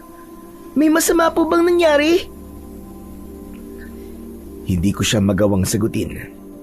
Sobrang madilim ang panaginip ko na yon para ikwento ko sa kanya. Pero alam kong hindi lang panaginip ang lahat. Totoong nangyari yon. Pinatay ni Roman ang isang dalaga na hindi ko kilala bago pa man magkasakit ang asawa niyang si Adela. Napabuntong hininga ako at pilit kong pinakalma ang boses ko. Wala, Rex. Wala. Masamang panaginip lang. Huwag mo nang isipin yun. Pero hindi pa man humuhupa ang kaba sa dibdib ko. Biglang may malakas at marahas na kalampag sa pinto. Apollo! Apollo, buksan mo itong pinto! Boses yun ni Roman. Halatang languna naman ito sa alak. Biglang humawak sa braso ko si Rex. Ang kanyang mga mata ay nanlalaki sa sobrang takot. Kuya Apollo, si Papa po, galit na naman po siya. Relax ka lang, Rex. Huwag ka matakot. Hindi, Kuya. Kailangan ko nang umuwi. Baka mas lalo akong saktan kapag hindi po ako lumabas eh. Hindi, Rex. Huwag ka munang aalis. Dito ka lang muna. Apollo! Ano ba? Buksan mo itong pinto! Nandiyan ba si Rex? Ilabas mo ang anak ko! Wala dito si Rex. Sandali lang at may ginagawa ko! Anong wala dyan si Rex? Naku, Apollo! Huwag mo akong sagarin! Nabibwisit na ako! Sumigaw ulit si Roman. Sabay sipa sa pinto na tila gusto niya na itong gibain. Rex, makinig ka. Magtago ka sa likod nitong sopa. Ngayon na, bilisan mo. Huwag kang gagawa ng kahit na anong ingay, ha? Kahit na anong mangyari, kahit na anong marinig mo, huwag kang sisilip o lalabas. Nagkakaintindihan ba tayo? Nanginginig na tumango si Rex at mabilis na gumapang patago sa likod ng sofa. Agad na sumunod si Rex. Ako naman ay dahan-dahang lumapit sa pinto para buksan ito. Pagbukas ko, agad akong sinalubong ng nakakasulasok na amoy ng alak at ng nanlilisik na mga mata ni Roman. Pulang-pula ang mga mata niya. Sa pagkakataong yon, may palagay ako na hindi lang siya kargado ng alak, kundi pati na rin ng droga. Nasaan ang alak ko, ha? Apollo, wag mo ko subukan. Alam kong nandito si Rex. Roman, teka lang, wala siya rito. Kanina pa siya umuwi. Baka naglaro lang sa kung saan. Isang malakas na sampal ang dumapo sa mukha ko. Nalasahan ko yung malapot na dugo na umagos mula sa labi ko. Nagsisinungaling kang hayop ka. Ilabas mo sabi si Rex eh. Hayop na batang yon. Talagang matigas ang ulo. Sinabi ko na sa'yo eh. Wala siya dito. Pasuray-suray siyang naglakad, papasok sa loob ng sala. Hindi ko na siya napigilan. Papalapit siya ng papalapit sa lugar kung saan nagtatago si Rex. Ayokong makita niya ang bata dahil alam ko na wala siyang magandang gagawin. Panginoon, tulungan mo ko. Anong gagawin ko? Napabulong na lang ako.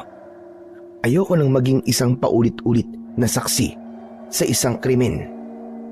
Ayoko nang makita ang isang batang walang laban na dudurugin ng sarili niyang ama. Ano ba, Rex? Lumabas ka dyan! Alam ko nandito ka lang! Naku, sinasabi ko sa'yo, huwag mo akong paglaruan! Kapag nahanap kita, hindi mo magugustuhan ang gagawin ko sa'yo! Wala talaga siya dito! Pero makikiusap ako sa'yo. Huwag mo nang saktan si Rex! Kawawa naman yung bata eh! Kawawa? Hindi kawawa ang batang yon. Dinidisiplina ko lang siya. Kaya wag kang makialam. Kundi, papatayin kita. Sige, patayin mo na ako! Gaya ng ginawa ng tatay ko sa nanay ko. Pero hindi ako papayag na saktan mo ang anak mo, demonyo ka, Roman! Hayop ka! Agad niya akong sinunggaban sa kwelyo at isinandal sa pader. Gusto mo talaga mamatay ng maaga? Gusto mo nang mauna? Sige, pagbibigyan kita. Napalingon ako sa lugar kung saan nakatago si Rex. Alam kong nakikinig siya at doon mas lalong nadudurog ang puso ko dahil naririnig niya ang sarili niyang ama na nagbabantang pumatay. Bigla niya akong sinakal. Nanlilisik ang mga mata niya na parang gusto na talaga niya akong tuluyan. Papa, tama na po! Parang awa niyo na po! Biglang lumabas si Rex sa pinagtataguan niya. Tumakbo siya papalapit at niyakap ang binti ni Roman. Pinipigilan niya ang ama niya kahit na alam niyang pwede rin siyang saktan nito. Papa, tama na po! Huwag niyo na po saktan si Kuya Apollo. Mabait po siya sa akin. Uuwi na po ako, Papa. Sasama na po ako sa inyo. Huwag niyo lang po siya saktan. Natigilan si Roman. Tumingin siya sa anak niya. Tapos ay saka tumingin sa akin. Tapos ibinalik ang tingin kay Rex. Pero imbis na lumambot ang puso niya, lalo siyang nagalit. Sinasabi ko na nga ba't nandito ka na naman eh? Hala! Umuwi ka ron! Roman, nakikiusap ako sa'yo. Huwag ang bata. Anak mo yan eh. Manahimik ka! Huwag kang makialam dito! Wag! Kuya Apollo, tama na po. Tama na. Huwag po kayo mag-alala. Ayos lang po ako. Hindi, Rex. Baka mamaya patayin ka niya. Hindi ako papatayin ni Papa. Sanay na ako na ganito siya. Sinubukan kong lumapit pero mas lalong hinigpitan ni Roman ang pagkakasakal niya sa akin. Halos magdilim na ang paningin ko. Papa, tama na yan. Bitiwan mo na siya. Umuwi na po tayo. Pero hindi nagpatinag si Roman. Sige na po, Papa. Ako na lang po. Ako na lang po ang saktan nyo. Sanay naman na po ako eh. Sanay na po ako na sinasaktan nyo ako araw-araw. Pero wag lang po si Kuya Apollo. Wag po siya. Wala po siyang kinalaman dito. Mabait po siya, Papa. Doon ako lalong napaiyak. Tumingin si Roman kay Rex. Tapos sa akin. At bigla siyang tumawa ng nakakaasar. Binitiwan niya ako Kaya naman napaupo ako sa sahig. Ang drama nyo. Nakakasuka kayong dalawa. Pwe, umuwi na tayo. Pero tandaan mo, Apollo, hindi pa tayo tapos. Huwag mo nang pakikialaman ng anak ko. Nagkakaintindihan ba tayo? Oras na makita ko siya ulit dito sa bahay mo, susunugin ko to. Hinablot ni Roman ang braso ni Rex at kinaladkad ito palabas ng pinto. Wala akong nagawa, kundi ang panoorin silang dalawa habang naririnig ang mahinang iyak ng bata. Nang tuluyan na silang makapasok sa bahay nila at sumara ang pinto, doon ko napansin na may isang matandang babae sa kabilang bahagi ng kalsada. Hindi ko siya kilala at ngayon ko lang siya nakita sa lugar na ito. Nakakatakot ang kanyang anyo. Sobrang payat niya. Halos butot balat na ang kanyang mga braso na nakalawit sa suot niyang kupas at maruming duster. Ang puti niyang buhok ay magulo, pero ang mas nakakatakot sa kanya ay ang kanyang mga mata. Kahit medyo malayo ako, ramdam ko yung tindi ng titig niya. Diretso sa bahay ni Roman. Masama ang tingin niya, puno ng galit at parang may balak na hindi maganda. Hindi siya gumagalaw na parang estatwa. Sino kaya siya? Sino kaya ang matandang yun? Biglang may dumaan na sasakyan. Paglampas nito, wala na ang matanda. Naglaho siyang parang bula. Hindi ko alam kung namamanikmata lang ba ako o sadyang nababaliw na ako sa dami ng mga naririnig at nakikita kong kababalagan. Mabilis akong pumasok sa loob ng bahay at hindi na ako muling lumabas. Inilak ko ang lahat ng pinto at bintana. Lumipas ang mga oras at sumapit na naman ang madaling araw. Akala ko ay magiging tahimik na ang paligid. Pero nagkakamali ako. Muling nabasag ito sa boses ni Roman at ni Adela. Nag-aaway na naman sila at mas malala ito kaysa dati. Hayop ka, Roman! Anong ginawa mo sa anak natin? Bakit mo sinaktan si Rex? Wala ka talagang puso. Pati sarili mong anak, pagbubuntulan mo ng galit. Wala kang pakialam. Huwag mo akong pagsalita ng ganyan. Bumalik ka na sa impyerno, Adela. Umalis ka na dito. Hindi ako aalis. Hindi ako matatahimik dahil sa mga ginagawa mo sa anak ko. Mamamatay tao ka, Roman. Isa kang mamamatay tao. Tumahimik ka. Patay ka na, Adela. Inilibig na kita. Bakit ba hindi ka na naman nahimik sa hukay mo? Huwag mo subukan ng pasensya ko. Dahil baka pati ang kaluluwa mo ay sirain ko. Sige, subukan mo. Saktan mo pa si Rex. At tignan natin kung saan ka pupulutin. Hindi ako titigil, Roman. Hanggat hindi mo na pagbabayaran ang lahat ng ginawa mo sa akin at sa babaeng yun, Roman. Alam ko ang lahat. Ikaw ang dahilan ng lahat ng kamalasan. Ikaw ang malas, Adela. Ikaw ang malas. Dahil isa kang demonyo. Naging demonyo ako dahil sa iyo, Roman. Hayop ka. Naging demonyo ka kasi tanga-tanga ka. Hindi dahil sa katakawan mo, hindi mo dadanasin lahat ng paghihirap mo.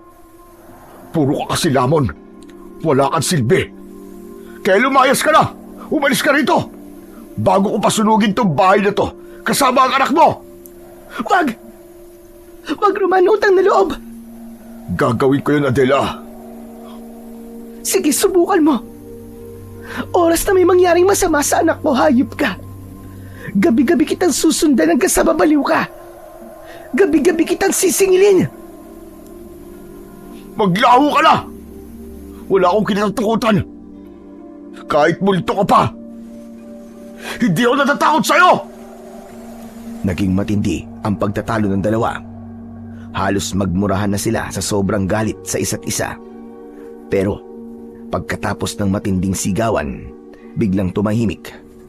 Ang nakakabinging katahimikan ay mas nakakatakot kaysa kanina dahil maya-maya pa ay may narinig akong kakaiba. Isang malakas na pagaspas ng mga pakpak. Parang may malaking ibon na lumilipad at paikot-ikot sa itaas. Gusto ko sanang sumilip pero pinigilan ko ang sarili ko. Nagsasawa na ako sa mga nakikita kong patayan, sa mga multo at sa lahat ng kababalagan sa lugar na ito. Ayoko na ring muling mabangungot dahil baka magpakita na naman sa akin si Adela. Hinayaan ko na lang yung ingay sa labas. Nagtalokbong ako ng kumot at pilit na ipinikit ang aking mga mata. Sa awa ng Diyos, nakatulog ako ng maimbing at payapa. Kinabukasan, naalimpungatan ako sa ingay na nanggagaling sa labas. Maraming tao ang nagkakagulo sa kalsada. Malapit lang sa tapat ng bahay namin ni Roman. Pagdungaw ko sa bintana, nakita ko ang umpukan ng mga kapitbahay na tila ba may pinagkakaguluhan. Dali-dali akong lumabas at ang unang nakita ko ay si Rex. Nakatayo siya sa gilid, malayo ng konti sa mga tao. Naawa ako sa itsura niya, lalo't nakita ko yung mga pasa niya at sugat sa buong katawan. May mga sariwang sugat din siya sa braso at binti. Nilapitan ko siya, pero laking gulat ko nang bahagya siyang umiwas at umilag sa akin. Para bang takot na takot siya at ang kanyang mga mata ay pabalik-balik ang tingin sa paligid at hindi mapakali. Rex! Rex, ano nangyari sa'yo? Talaga bang binugbog ka ng papa mo kagabi? Hindi siya kumibo. Nanatili lang siyang nakatingin sa kawalan. Na animo ay tulala. Rex! Rex, sumagot ka! Nasaan ang papa mo? Wala pa rin siyang imik. Nakatulala lang siya. Na tila ba may nakikita siyang hindi ko nakikita. Dahil sa kuryosidad, iniwan ko muna siya at lumapit ako sa kumpul ng mga tao para tignan kung ano ang pinagkakaguluhan nila. Halos masuka ko sa nakita ko. Isang bangkay ng lalaki ang nakahandusay sa kalsada. Hindi na siya halos makilala dahil wasak na wasak ang mukha niya. Wakwak din ang tiyan niya at lantad na ang mga lamang loob. Ang tanging nawawala sa kanya ay ang kanyang puso. Moreno siya at halos kasing katawan ni Roman, pero iba ang suot niyang damit. Hindi yun ang suot na damit ng lalaki nang huli kaming nagkita kahapon. Sigurado ako aswang may gawa nito. Narinig ko kagabi. May malakas na tunog na para bang isang dambuhalang ibon. Paikot-ikot dito sa lugar na to. Sinasabi ko na nga ba aswang yun. Hindi nga ako nagkamali. Natulala ako ng bagya sa sinabing yun ng kapitbahay ko. May iba rin palang nakarinig nun bukod sa akin. Muli akong napatingin sa bangkay. Sinipat ko itong mabuti. Doon ako labis na kinilabutan. Bagamat kahit iba ang suot na damit ng lalaki, hindi ko makakaila na ang hubog ng katawan nito, taas maging ang kulay ng balat, ay hawig talaga kay Roman. Muli kong nilapitan si Rex. Rex! Rex! Ano nangyari kagabi? Sabihin mo nga sa akin ang totoo. Si papa mo, lumabas ba siya ng bahay kagabi? Rex, sagutin mo ko! Sa pagkakataong yun ay tumingin sa akin si Rex. Ang mga mata niya ay may luha, tapos yung bibig niya nanginginig. Sapat na yon para kumpirmahin ang hinala ko. Tumingin siya sa direksyon ng bangkay, tapos mabilis na yumuko at nanginginig na umiling. Halika na, Rex. Doon muna tayo sa bahay. Huwag mo nang tignan yan. Sumunod naman si Rex nang walang reklamo. Naglakad na kami palayo sa mga tao at sa bangkay na halos wala ng muka. Pagpasok namin sa bahay ay pinaupo ko siya sa sopa. Rex, ayos ka lang ba? Hindi po, Kuya Apollo. Natakot po ako dun sa patay. O sige, diyan ka lang ha. Ikukuha muna kita ng tubig. Habang kinukuhaan ko siya ng tubig, hindi ko mapigilang mapaisip. Hindi ko alam kung dapat ba akong matuwa o malungkot kung si Roman yung lalaking biktima. Naisip ko kasi na kung siya yung lalaki, magiging malaya na kami sa takot ni Rex. Pero alam kong mali yun. Ang maging masaya sa naging kamatayan ng iba. Hindi kabayaran ang karumal-dumal na kamatayan para sa lahat ng pinatay niya at sa paghihirap ni Adela. Naglakad na ako papunta uli kay Rex. Nakita ko siyang nakaupo, yakap-yakap ang sarili niyang mga binti. O heto Rexo, itong tubig, uminom ka na muna. Salamat po, Kuya Apollo. Samantala, makalipas ang ilang oras, ay walang nabalita sa baryo namin kung sino nga ang lalaking yun. Wala din kasing nag-claim na kamag-anak. Kaya naman, mas lalong lumakas ang hinala ko kung sino ang lalaking yun. Subalit nang sumapit na ang gabi, muli ko na namang narinig ang malalakas na sigawan ng kapitbahay namin. Nag-aaway na naman sila. Ang pinagtataka ko lang, bakit ako lang palagi ang nakakarinig? Pero ang mga kapitbahay ko ay hindi. Wala silang napag-uusapan tungkol sa away ng mag-asawa. Huwag mo akong sisisihin kung bakit ganyan ang buhay mo. Ang kapal ng mukha mo. Ikaw ang may kasalanan. Ikaw ang may kasalanan, Roman. Naniningil lang sila. Ano ba, Adela? Manahimik ka na. Bakit ba ayaw mo mabulok sa lupa? Akala mo ba matatapos ang lahat sa pagbaon mo sa akin? Hindi lang akong pinatay mo. Hindi lang ako nilapastangan mong hayop ka. Pakinggan mo sila, Roman. Lahat ng mga kaluluwang sumisigaw sa ilalim ng lupa. Tumahimik ka. Layuan mo ako. Rex! Rex! Tulungan mo si Papa, Rex! Wala dito si Rex. Na kay Apollo na ang bata. Ngayon, wala nang hahadlang sa amin para tapusin ka. May mga narinig akong mga kalabog ng gamit na nababasag. Hindi. Hindi maaari. Parang awa mo na, Adela. Mahal kita. Mahal na mahal kita, Adela. Mahal mo din ako, di ba? Mahal, pinatay mo ako, Roman. Ngayon, ipaparanas ko sa iyo lahat ng ginawa mo. Pagkatapos nun, ay may mahabang katahimikan. Biglang may kaluskos sa labas. Napayakap ako kay Rex na mahimbing na natutulog sa tabi ko. Ilang sandali pa, yung kaluskos ay biglang naging ungol. Mabilis akong bumaba ng kama at muling sumilip. Nakita ko si Roman at Adela. Kinusot-kusot ko ang aking mga mata para malaman kung namamalikmata lang ba ako o nananaginip. Pero sa pagkakataong yun, totoo ang mga nakikita ko. May hawak na kutsilyo si Roman at nakahiga sa lupa si Adela. Kahit paulit-ulit mo akong patayin, Roman, babangon ako at babalikan kita. Mamatay ka na! Aswang ka! Mamatay ka na! Bakit pa ayaw mo mamatay? Paulit-ulit na isinaksak ni Roman ang kutsilyo. Bawat baon ay sinasabayan ng kanyang histerikong pagsigaw. Pero sa halip na dumanak ang sariwang dugo, isang itim at malapot na likido ang lumalabas mula sa sugat ni Adela. At ang mas nakakatakot, tumatawa pa si Adela habang nangyayari yun. Sige, Roman. Sige. Ubusin mo ang lakas mo. Malakas na sigaw ni Adela habang unti-unting bumabangon.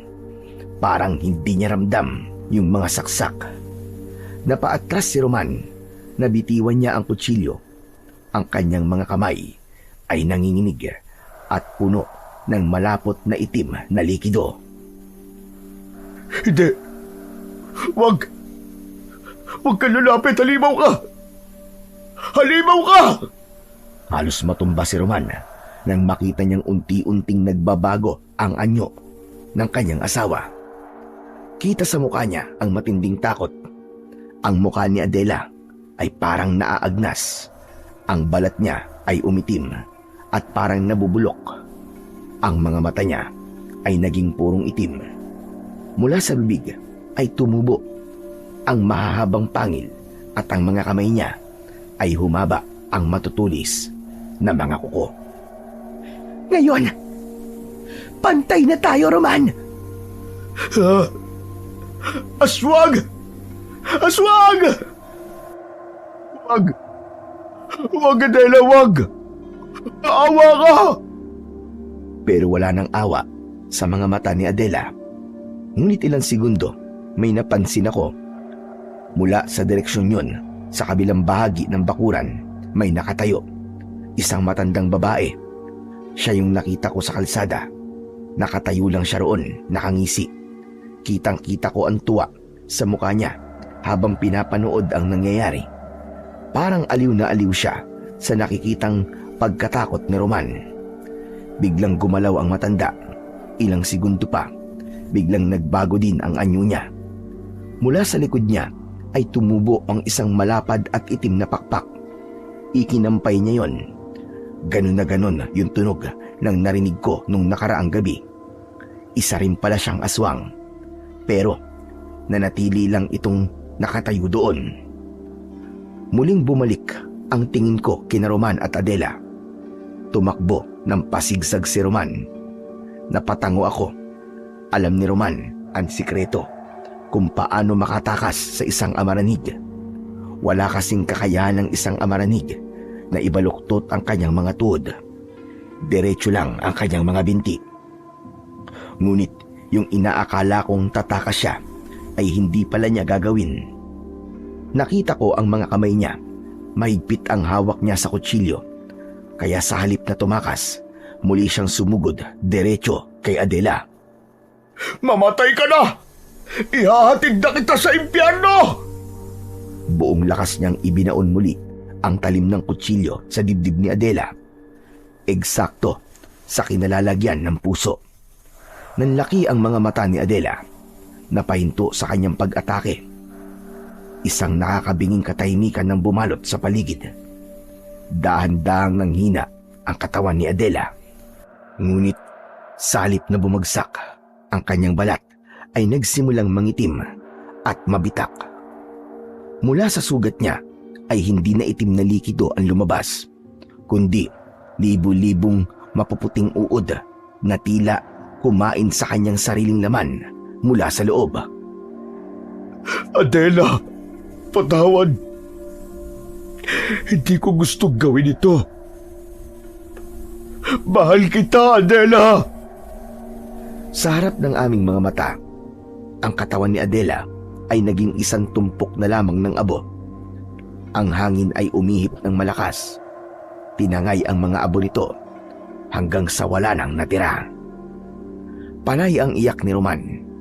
Doon ko napagtanto na marahil ay matagal nang alam ni Roman ang tungkol sa tunay na kalagayan ni Adela, na isa itong aswang na amaranig. Agad akong lumabas ng bahay at tinawag siya dahil alam kong may isa pang nilalang na nagmamasid sa kanya mula sa dilim. Hindi pa tapos ang gabi. Roman! Roman, tumayo ka dyan! Hindi ka paligtas! Wala na. Wala na si Adela. Tapos na lahat. Hindi pa, Roman. Hindi pa tapos. Bilisan mo. May isa pang aswang na naghihintay na manghina ka. Kaya't bilisan mo na. Sa gitna ng aming pag-uusap, isang malakas na kaluskos ang narinig namin mula sa bubungan ng bahay. Hindi ito tunog ng hayop. Tunog ito ng matatalas na kuko na kumakaskas sa yero. Mabagal at para bang nanunukso. Hindi. Hindi maaari.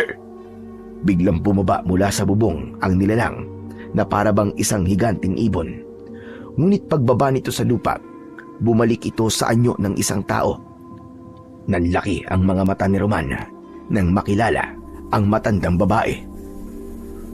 Ikaw? Anong ginagawa mo dito? Teka, kilala mo siya, Roman? Sino siya? Siya si Lita, ang nanay ni Amanda. Amanda? Sino naman yun? Agad niyang sinabi sa akin na si Amanda ay ang kanyang naging kalaguyo habang nagsasama sila ni Adela, at ito rin ang dalagang unang pinaslang niya noon. Kaya ang matandang babae ay hindi lang isang aswang. Ito ay isang ina na naghihiganti. Itinaas ng matanda ang kanyang mga kamay na nanginginig sa galit. Ang kanyang anyo ay unti-unting nagbabago. Ang balat ay naging kulay itim. Ang kanyang mga kuko ay naging matalas. Punong-puno din ng pangil ang kanyang bibig. Tumubo ang malaking pakpak sa kanyang likod. Akala mo ba ay matatakasan mo ang ginawa mo kay Amanda, Roman? Nagkakamali ka! Napaatras si Roman. Ang kanyang muka ay puno ng takot na mas matindi pa kaysa nung kaharap niya ang asawang si Adela. Patawad po! Hindi ko sinasadya nangyari kay Amanda. Isang aksidente lang yun. Paano ba naman kasi nakita ko siyang nagbago ng anyo? Natakot ako, Manang Lita. Hindi ko alam na aswang siya. Aksidente! Sinungaling! Huwag mo akong lokohin! Pinatay mo si Amanda dahil takot ka! Takot kang malaman ni Adela ang tungkol sa inyo! Lalo na't nabuntis mo ang anak ko! Pinili mong patayin siya para maisalba ang malinis mong pangalan! Ano pa ba gusto mo? Kulang pa man pagdurusa namin sa ginawa mo sa asawa ko. Naniniwala ako na ikaw ay kagagawan ng nangyari sa kanya. Tama ka, ako nga. Ako nga ang nagbigay ng sumpa kay Adele. Ako ang nagpakain sa kanya ng itlog ng aswang. At tama ako. Kapag naging aswang na siya, tulad ni Amanda, ay papatayin mo din siya. At hindi lang yun. Dahil sa pagkakapatay mo sa kanya, nang hindi niya na ililipat ang kanyang pagiging aswang. Naging amaranhig ang asawa mo. Hayop ka! Hayop ka! Mas hayop ka, Roman. Ako aswang lang ako. Pero ikaw, mas masahol ka pa sa demonyo. Gabi-gabi kitang pinapanood. Natutuwa akong makita kang paulit-ulit na pinapatay ang asawa mo. Pero muli di naman siyang binubuhay gamit ang dugo ng ibang babae. Napaliw ka na, Romana. Yan ang parusa ko sa iyo. Ang mabuhay sa isang walang katapusang impyerno. Tumigil siya. Ang mga mata niya ay lalong nanlilisik sa dilim. Alam ko na bawat saksak mo kay Adela, puso mo rin ang nadudurog. Yan ang parusa mo. Ang maging isang mamamatay tao ng sarili mong pamilya. Pero ngayong abo na si Adela, wala na akong dahilan para hayaan kang mabuhay. Isasama kita sa hukay ng anak ko. Mabilis na kumilos si Lita at sa isang iglap, tumalon siya patungo kay Roman. Agad naman akong bumalik sa loob ng bahay. Taranta kong binuksan ang kabinet kung saan nakatago ang mga lumang gamit ng tita ko. Nakita ko doon ang buntot ng pagi na alam kong panlaban sa mga aswang. Agad akong lumabas para tulungan si Roman. Pero nakita kong nakabaon na ang matutulis na kuko ng aswang sa balikat ni Roman. Bitiwan mo siya! Lumingon ang halimaw habang nakangisi ang pangit nitong muka. Isa ka pang pakialamero ka. Gusto mo bang bauna? Sige, subukan mo! Agad na binitiwan nito si Roman at sumugod sa akin. Iwinasiwas ko ang buntot ng pagi sa hangin. Tumama ang dulo nito sa braso ni Lita na nagdulot ng pagkapaso sa kanyang balat. Umalingaw-ngaw ang isang matinis na tini. Hayop ka! Papatayin ko kayong lahat! Dahil sa sobrang sakit, sa akin natuon ng kanyang galit. Bumelo siya. Ang kanyang mga paa ay bumabaon sa lupa habang naghahanda sa pagsugod. Hinarap ko siya. Hindi ako matras. Humigpit lalo ang hawak ko sa buntot ng pagi. Kinakabahan ako at natatakot, pero alam kong ito lang ang tanging paraan para matapos ang sumpang ito. Sa muling pagsugod sa akin ng aswang, muli kong iwinasiwas ang buntot ng pagi at tumama ito sa dibdib at braso niya. Hanggang maya-maya pa ay namilipit na siya sa lupa. Hayop kang aswang ka! Katapusan mo na! Itinaas ko ang aking mga kamay para sa huling hagupit na tatapos sa kanya, pero biglang bumukas ang pinto ng bahay ko. Papa! Kuya Apollo! Bakit po maingay? Natigilan kaming lahat. Lumabas si Rex. Kukurap-kurap ang mga mata niya. Napapitlag si Lita sa bata. Kahit may mga sugat sa kanyang katawan, nagawa niyang ngumiti ng nakapangingilabot. Rex! Pumasok ka sa loob ng bahay! Dalian mo! Ano po yun, Papa? Mas lalo pang lumabas ang bata. Huli na nang maintindihan ng bata ang sinabi ng kanyang papa. Nakalapit na si Lita sa kanya. Nagawa nitong mablot ang paa ng bata dahilan upang matumba si Rex. Umiyak ito. At ang mga kuko naman ng aswang ay unti-unti nang lumapit sa leeg ng bata. Kung hindi ko mapapatay ang ama, ang anak ang magbabayad. Isasama ko siya sa impyerno! Lita, wag! Wag! Pakiusap ako na lang. Wag ang anak ko. Kunin mo na ang buhay ko. Wag lang si Rex. Wala na. Huli na, Roman. Sa sandaling yun, parang bumagal ang oras. Nakita ko ang desperasyon sa muka ni Roman. Hindi niya ininda ang sugat niya. Sa isang iglap, buong puwersa siyang tumalon at niyakap ang anak. Itinalikod ang sarili kay Lita upang siya ang sumalo sa atake. Rex! Rex, tumakbo ka na! Hinawakan ni Roman ang kamay na nakabaon sa kanyang katawan. Hindi agad nahugot ni Lita ang kanyang kamay hanggang sa tumingin sa akin si Roman. Ngayon na, Apollo! Tapusin mo na siya! Hindi ako nagdalawang isip. Iwinasiwas ko kagad ang buntot ng pagi sa katawan ng aswang ng paulit-ulit. Isang nakakabinging tili ang pinakawalan ni Lita habang ang kanyang batok at likod ay umuusok na dahil sa tama ng aking sandata. Binitiwan siya ni Roman at unti-unti na siyang nanghina. Galit na tumingin sa akin yung aswang, pero huli na para makaganti siya. Ang epekto ng buntot ng pagi sa kanyang uri ay parang lason na kumakalat sa kanyang katawan.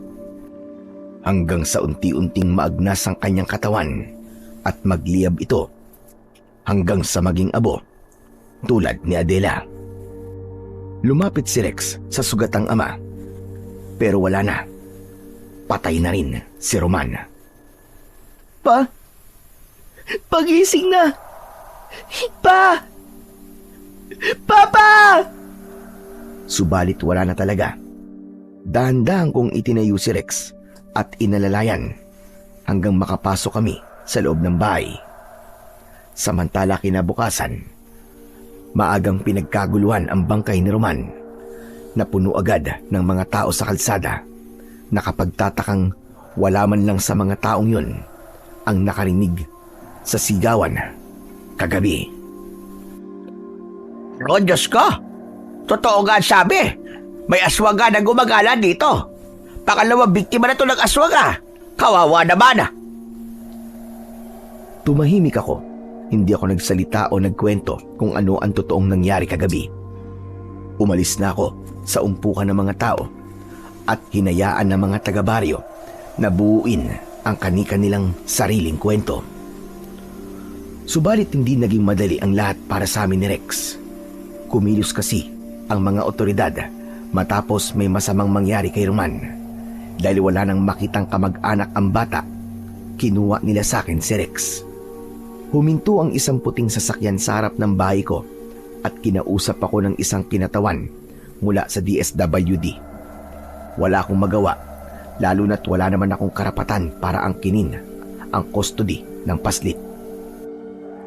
Kuya, aalis na po ako. Sorry wala akong magagawa eh. Sumama ka na muna sa kanila. Pero nangangako ko sa'yo, gagawin ko ang lahat para mabawi ka. Ako mag-aalaga sa'yo. Salamat po, Kuya Apollo. Naniniwala po ako sa inyo. Maghihintay po ako. Hihintayin ko po kayo. Yumakap ang bata ng maigpit sa akin bago siya tuluyang isinakay sa sasakyan. Kumaway siya habang dahan-dahang lumalayo. Naiwan ako na nakatayo sa pintuan at sa pagkakataong yun, nangako ako sa sarili ko na lalabanan ko ang sakit. Magpapagaling ako para kay Rex. Balang araw, matutupad ko ang pangako ko sa kanya dahil alam ko, hihintayin niya ako. Parehas kaming magpapagaling at parehas na makakalimutan ang mga bangungot na pinagdaanan namin. Hanggang dito na lamang po ang kwento ko. Sana po ay may natutunan kayo at maraming salamat po sa inyong pakikinig. Magandang araw po.